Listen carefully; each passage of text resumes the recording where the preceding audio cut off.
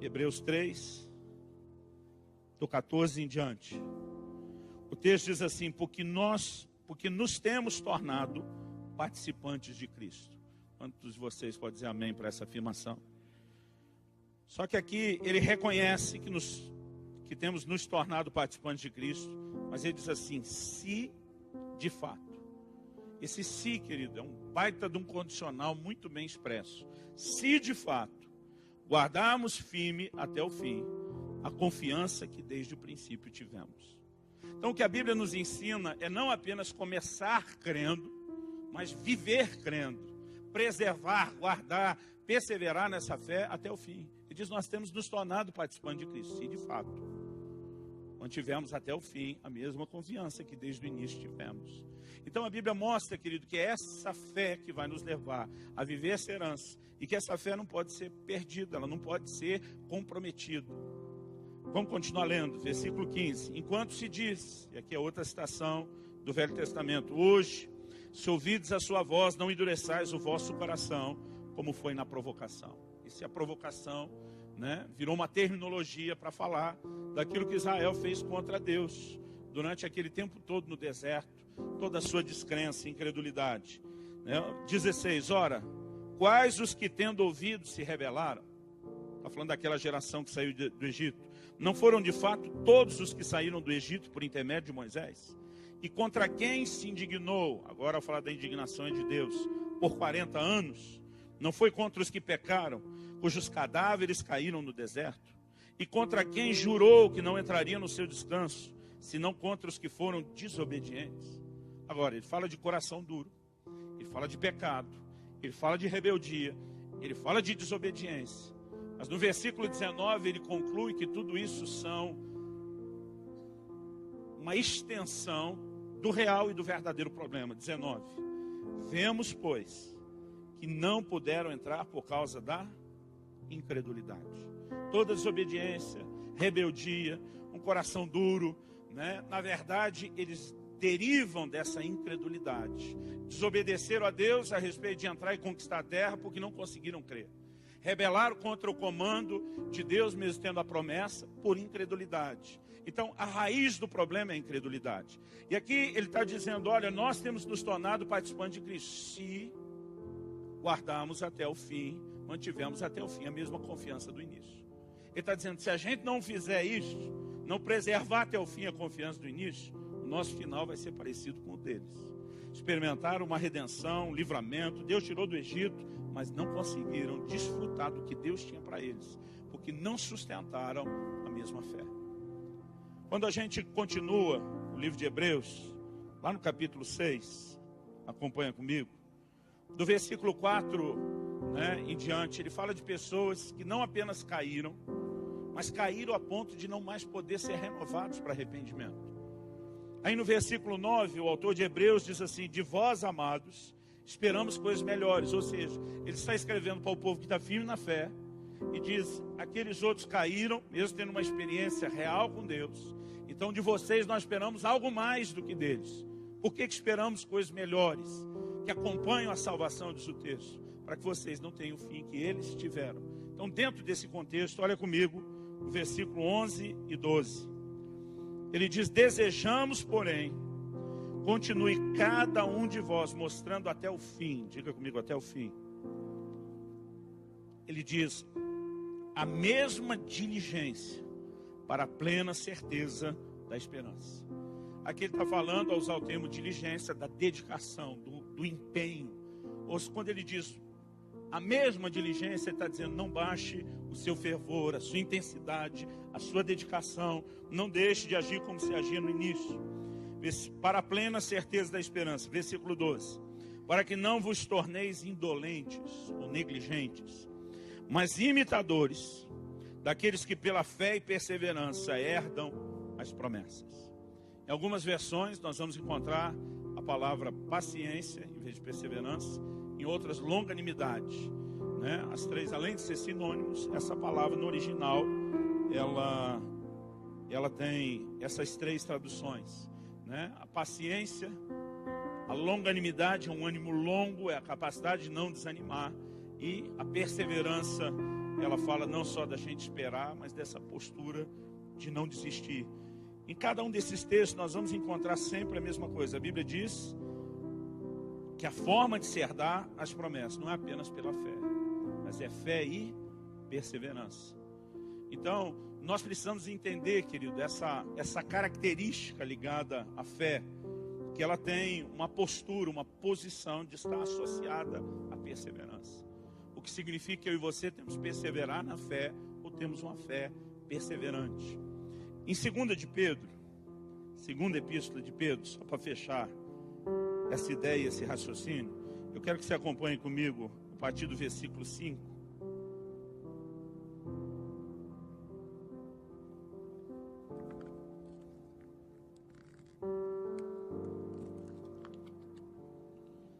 Segunda de Pedro,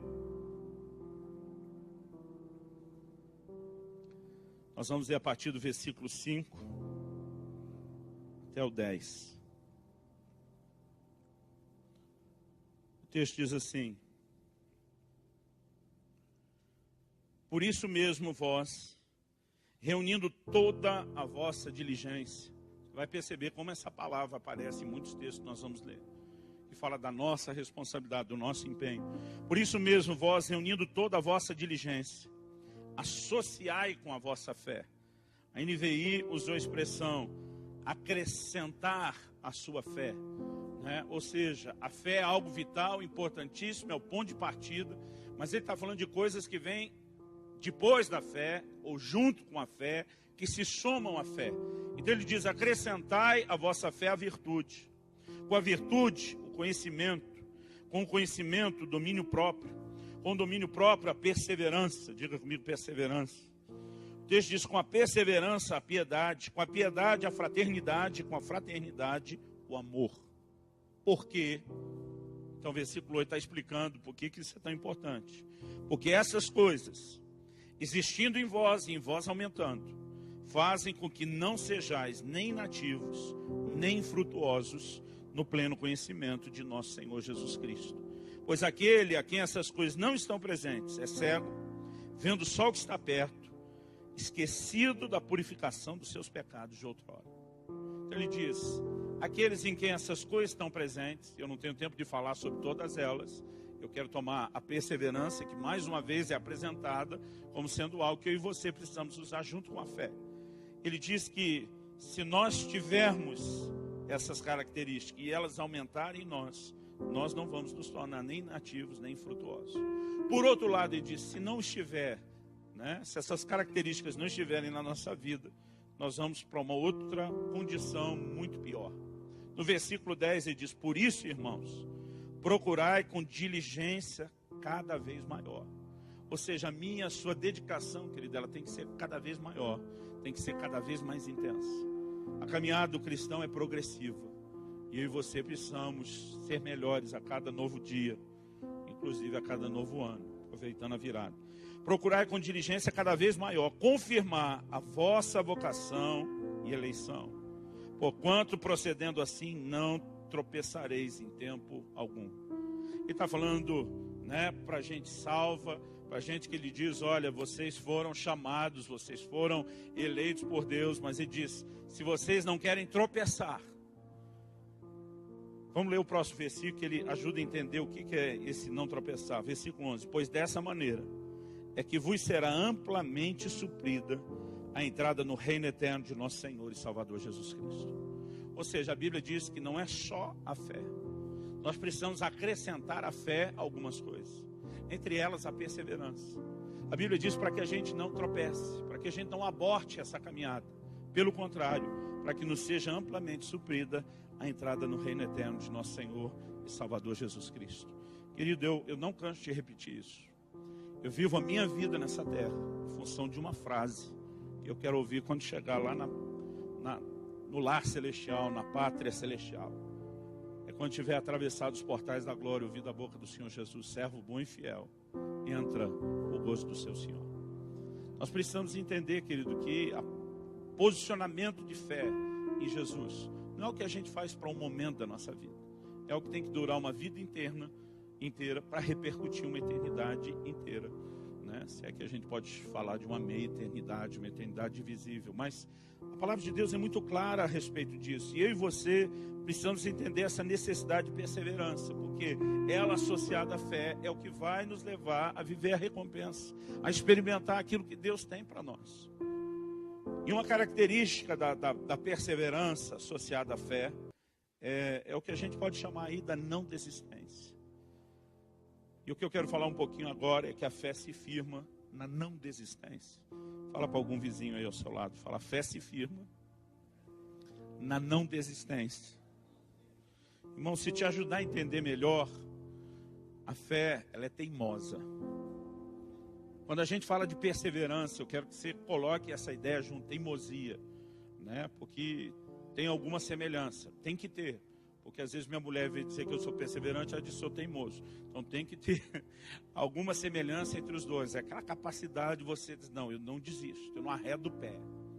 E quando a gente olha para esse mesmo texto que nós lemos no início, que diz: tendes necessidade de perseverança, já logo à frente vai falar sobre não retroceder. Ou seja, a perseverança é a capacidade de não voltar atrás, de não desistir, de não abortar a caminhada. E eu e você precisamos colocar em mente, como eu falei no início, mesmo não vivendo num ambiente de perseguição religiosa, no âmbito físico, nós estamos continuamente numa guerra. Uma guerra contra o pecado, contra a nossa carne, contra o mundo, contra o reino espiritual. Mas existem outras coisas que também vão bombardear a nossa fé. Não é só, né, uma tentativa deliberada de nos empurrar a quebrar a nossa aliança e compromisso com Deus através do pecado. Mas a Bíblia fala de muitas provas, de muitas tribulações que nós podemos experimentar. E isso normalmente tem, né, o poder, se não vem em nós essa determinação de uma fé persistente, isso tem o poder de produzir em nós muitas vezes desânimo, né? Há um cansaço na alma, como tem um outro texto que a gente vai ler daqui a pouco, fala sobre se fatigar na alma. E nós precisamos entender, querido, que são justamente esses problemas que surgem, que podem aperfeiçoar a nossa perseverança. A forma como eu e você reagimos determina se a perseverança vai ser abortada na nossa vida ou se ela vai se desenvolver. Em Romanos, no capítulo 5, me acompanha lá, o apóstolo Paulo fala a respeito de eu e você nos gloriarmos nas tribulações. E se não tivesse a explicação na sequência, talvez ia parecer só uma proposta sadomasoquista, de sofrimento, né, de alegria ou prazer no sofrimento. Mas ele diz assim, Romanos 5, 3 e 4. E não somente isso, mas também nos gloriamos nas próprias tribulações. Por quê? Ele diz: sabendo que a tribulação produz perseverança. E a perseverança, experiência. E a experiência, esperança. Então nós precisamos entender, querido, que vão surgir situações difíceis, né? O Senhor Jesus, quando contou a parábola do semeador, fala de uma semente que caiu num solo rochoso, não desenvolveu profundidade, não suportou o sol. Na hora de interpretar, ele fala daqueles que, não, embora recebam com alegria a palavra, eles não conseguem suportar depois a tribulação e nem a perseguição por causa da palavra. O que significa que eu e você, querido, precisamos, né, entender que mesmo que não haja uma perseguição aberta na nossa fé, vão ter situações que vão tentar causar em mim e você o desânimo. A Bíblia fala de Elias, né, um baita de um homem de Deus, um dos maiores vultos do Velho Testamento. Mas quando Tiago escreve a respeito dele, diz que ele era homem semelhante a nós. Isso significa o quê? Né, que aquelas bipolaridades que você encontra de vez em quando nele, aqueles acessos, né, que ele tinha, de uma hora está lá em cima, outra hora lá embaixo, nos extremos, é o que vai acontecer comigo e contigo. Tiago fala algo que para mim foi mais difícil de entender do que o que Paulo escreveu aqui em Romanos. Tiago, capítulo 1, logo ali nos primeiros versículos, do 2 até o 4. Tiago diz assim: meus irmãos, tende por motivo de toda alegria o passardes por várias provações. Se gloriar na tribulação já é difícil, alegrar um pouco mais, agora é dizer por motivo de toda alegria. Por quê? No 3 ele diz: sabendo que a aprovação da vossa fé, uma vez confirmada, produz perseverança. Versículo 4. Ora, perseverança deve ter ação completa, para que sejais perfeitos e íntegros. Essa palavra traduzida perfeito fala da plena maturidade. Perfeitos e íntegros, em nada deficientes. Irmão, eu já entendi que às vezes não é só problema que desanima a gente. Muitas vezes é a espera que eu e você precisamos passar até que Deus cumpra alguma coisa que Ele prometeu. Um dia desses eu estava dando uma reclamada com Deus, fazendo uma queixa na ouvidoria do céu, né? Dizendo: Deus, quando o Senhor for prometer algo, não dá para deixar para falar mais perto de acontecer. Por que às vezes o Senhor fala tantos anos antes? Por que às vezes a gente tem que esperar tanto para que alguma coisa se cumpra? Mas entre toda a promessa de Deus e o cumprimento, querido, nesse intervalo aí chamado tempo ou espera, Deus normalmente vai trabalhar mais dentro de nós do que fora de nós. Ele vai mais tratar conosco do que simplesmente só mexer nas circunstâncias. E a gente precisa entender. Às vezes não precisa nem de um problema para desanimar a gente, né? Às vezes é a gente não saber lidar com a espera. O livro de Provérbios diz que a esperança adiada entristece o coração. Então basta que eu e você não consigamos aplicar essa perseverança, ou paciência, ou longanimidade para o cumprimento de uma promessa, mesmo que a gente não esteja passando nenhum problema. E às vezes isso já é suficiente para bater a gente. Mas se a gente tiver o coração e a atitude correta, a gente pode permitir que cada circunstância contrária forje ainda mais dentro de nós uma determinação, uma teimosia maior, se você quiser, né, olhar por esse ângulo de dizer: eu não vou desistir. A gente encontra alguns exemplos na Bíblia de gente que teve tudo para desistir, mas que fincou o pé no chão e diz: eu não volto atrás, né? Eu não arredo o pé daqui.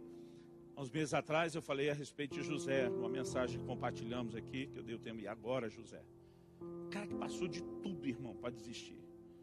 Mas ele não apenas creu, ele permitiu que junto com a sua fé, a perseverança estivesse junto, até que ele viveu a plenitude do que Deus tinha.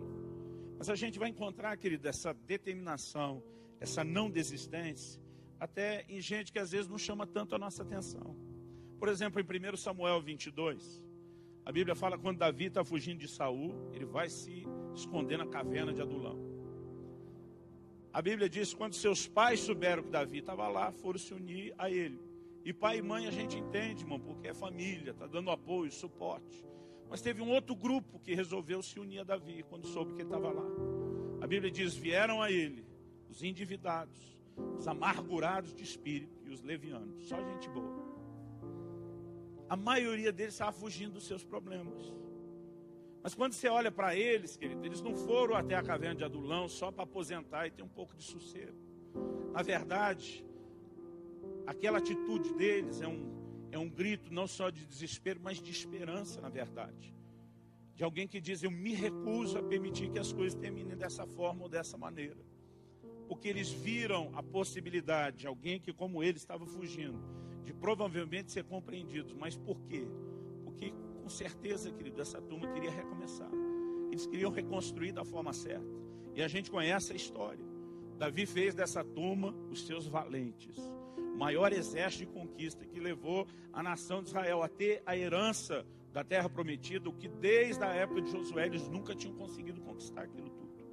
E a gente precisa ter dentro de nós essa capacidade, né? A capacidade de superação, a determinação de dizer: eu vou dar a volta, eu vou virar esse jogo, eu vou virar a mesa, eu vou experimentar o que Deus tem. Paulo escreve a Timóteo, eu vou ler isso mais para frente, e diz: de acordo com as profecias foram ditas a teu respeito, e diz: combate o bom combate, ou seja, luta por isso, para que você veja acontecer. Então a gente tem que ter essa característica de não desistir, de teimosia. Eu gosto do que a Bíblia fala de Jó. Em Jó, no capítulo 2, no versículo 9, depois de que passou tudo quanto é tipo de perda e mais um pouco, a mulher dele vira para ele e diz assim: amaldiçoe seu Deus e morre. O que ela está dizendo? Ela está dizendo: joguei a toalha, eu desisti, eu não acredito mais em Deus, eu não vou insistir na fé. Jó vira para a mulher.